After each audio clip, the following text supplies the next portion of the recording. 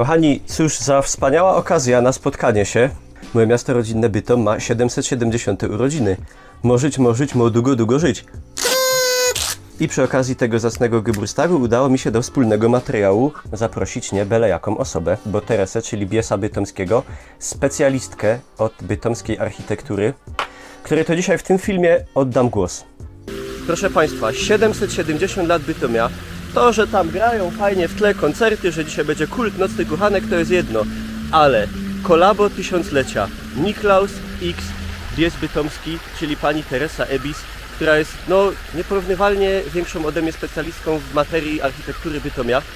I Teresa pokaże mi fajne miejsca. Co mi pokażesz? Pokażę Ci dzisiaj kamienice i Wam również oczywiście. Pokażę fajne kamienice z historią, które mają piękne detale sztukatorskie, które mają piękne klatki schodowe. I jako, że Niklaus Pieron nigdy w życiu nie był w bytomskim sądzie, Nie byłem, to prawda. Pójdziemy do bytomskiego sądu. Wow! Zapraszam. Dziękuję. No i jesteśmy w kamienicy, która została wybudowana przed 1873 rokiem. Jest tak stara, że nawet nie wiadomo kiedy dokładnie, chociaż nie jest to najstarsza kamienica w Bytomiu. Ale ciekawostka jest taka, że znajdowała się tutaj kiedyś piekarnia. Ta piekarnia bardzo mocno się rozwijała, tak mocno, że oczywiście jej piece sięgały aż na podwórze tej kamienicy. Jednak najlepsze to, co się znajduje, to okładziny ceramiczne. Okładziny ceramiczne w tej kamienicy. Mamy wysoki cokół ceramiczny i następnie tapetową okładzinę ceramiczną z bordiurą wokół tapetowego wzoru. Zwróćcie uwagę, że część tych okładzin ceramicznych nie zachowała się do dzisiaj, ale dzięki naprawdę mozolnej pracy sztukatorów udało się te wzory odtworzyć na ścianach. One tutaj były naprawdę ciężką pracą okupowane. Jak wracałam z pracy czasami o godzinie 19, to widziałam, że sztukatorka wciąż tutaj siedzi w tym obiekcie i wciąż przemalowuje te wzory na ścianie. To jest architektoniczne po prostu i sztukatorskie cudo. W kamienicy znajdował się również kiedyś piec, którego zdjęcia są zachowane na obrazach, na takich zdjęciach, które tutaj firma, która zajmowała się tym sztukatorstwem, zachowała. I teraz jesteśmy w kamienicy z 1902 roku. Została ona wybudowana przez mistrza murarskiego Konrada Segnica. Konrad Segnic zaprojektował piękną kamienicę, naprawdę wspaniałą, cudowną. Co mamy w przedsionku? W przedsionku mamy wysoki cokół z dekorami firmy Villeroy und Boch Dresden. Pod nogami mamy piękną mozaikę połączoną z lastriko, a za nami ciągną się na wyższe kondygnacje piękne, ogniotrwałe schody Jolly Treppe, wyprodukowane w Wittenberdze.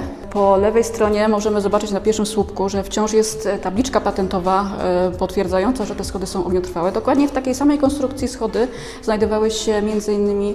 w innym bytomskim budynku, który należał do loży masońskiej, a znajdował się przy obecnej ulicy Strzeców Bytomskich. A teraz znajduje się w duszy klatki schodowej. Dusza, czyli jest to przestrzeń pomiędzy biegami schodowymi i zwróćcie uwagę, jak pięknie wygląda.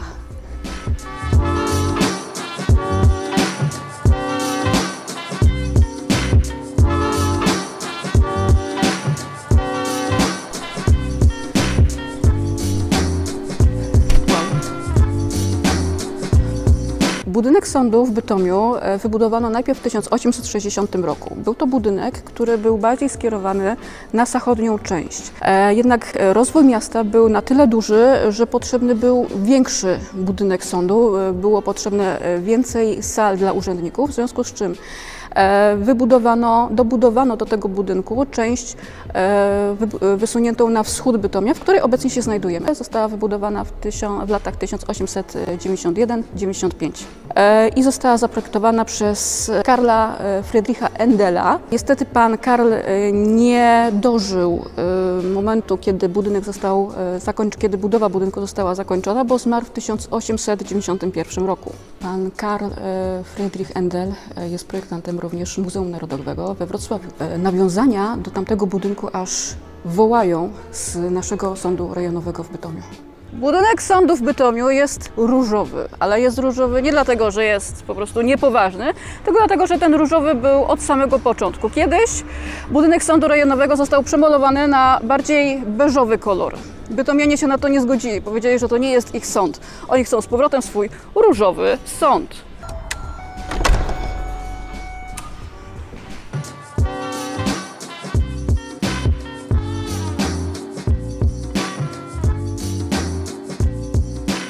I jesteśmy w kolejnej kamienicy zaprojektowanej przez Konrada Seknica. Tym razem jesteśmy przy ulicy Moniuszki.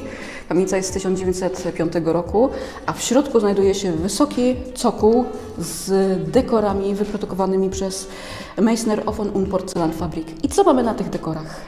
Ulubiony wzór secesyjny, czyli maki.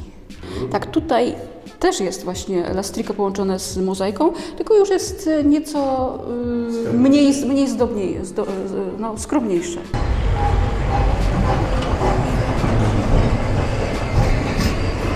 To ja mam pomysł. Przejedziemy się starą N-ką. Możemy.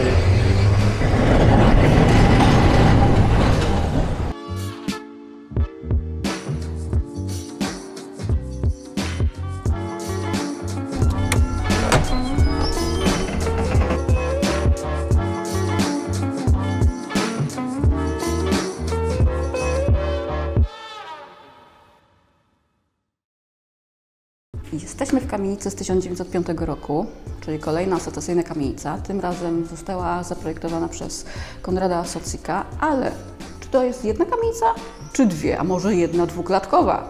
Tak naprawdę są to dwie kamienice, które są ze sobą połączone i mają bardzo zbliżone do siebie, a właściwie bliźniacze klatki schodowe. Na samej fasadzie kamienicy możemy zauważyć takie detale jak godła cechów rzemieślniczych, a nawet godło Bytomia.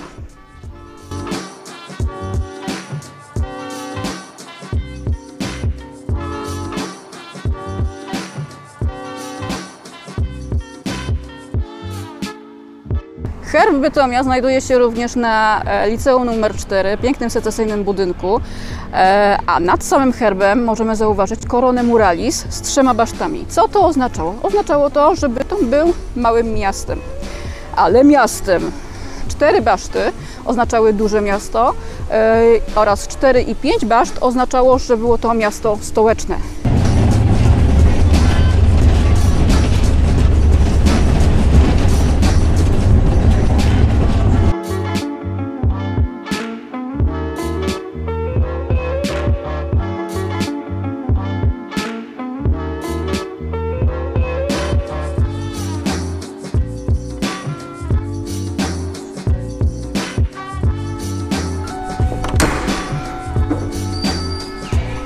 I jesteśmy w jednej z kamienic przy Placu Słowiańskim. Plac Słowiański to jest istna skarbnica, jeżeli chodzi o dekory ceramiczne. Teraz jesteśmy w jednej z kamienic z początku XX wieku i zwróćcie uwagę, nie dość jak pięknie jest wybarwiona płytka, to jeszcze jakie są dekory. Jeden z mieszkańców tej kamienicy zdradził mi owego czasu piękną tajemnicę, że ciągnęły się szyby windowe od piwnicy do mieszkań, na sam poziom balkonów i tymi windami towarowymi były przemieszczane pomiędzy kondygnacjami od piwnicy do mieszkań węgiel. Taka ciekawostka i udogodnienie sprzed ponad 100 lat.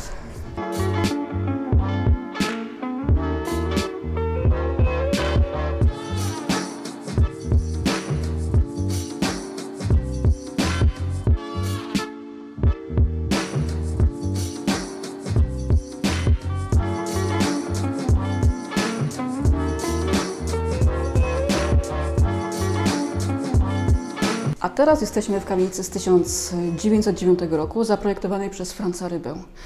Mogę Wam powiedzieć o tym, że pierwszy słupek balustrady nazywa się Król. Zwróćmy jednak uwagę na to, co się znajduje nieco niżej. Poręcz jest zakończona łbem. Łbem jakiejś istoty. Przypuszczalnie jest to łeb ryby. Czyli pan Franz Ryba, bardzo wesoły dżentelmen, musiał oczywiście swój wizerunek zawrzeć w tej kamienicy.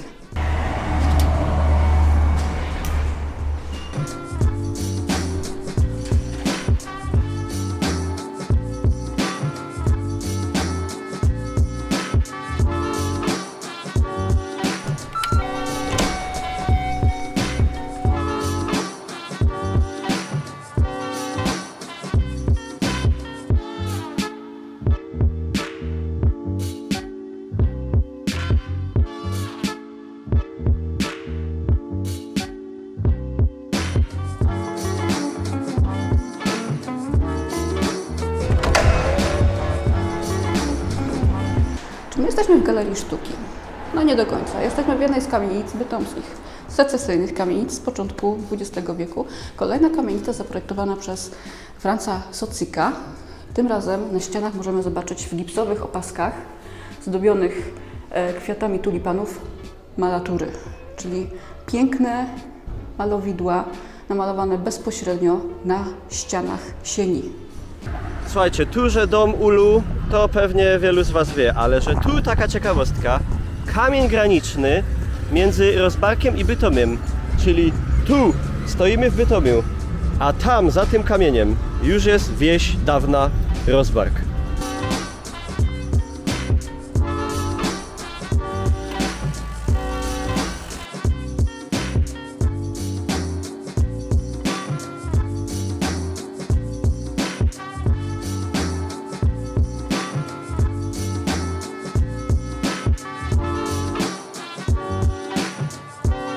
Proszę Państwa, we wspaniałych okolicznościach Placu Akademickiego, przy wspaniałej fontannie i wspaniałej pogodzie kończymy naszą przygodę z panią Biesem Bytomskim, tak naprawdę Teresą Ebis, do której znajdziecie wszelakie odnośniki poniżej pod tym filmem. Zapraszam serdecznie zajrzeć jako do nieocenionej specjalistki w temacie.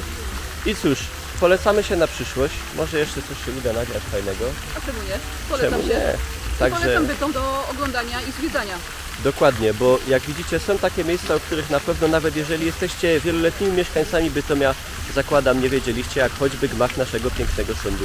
Także zwiedzajcie, oglądajcie swoje i inne miasta, zostawcie nam jakąś ocenę pod tym filmem, komentarz i trzymajcie się.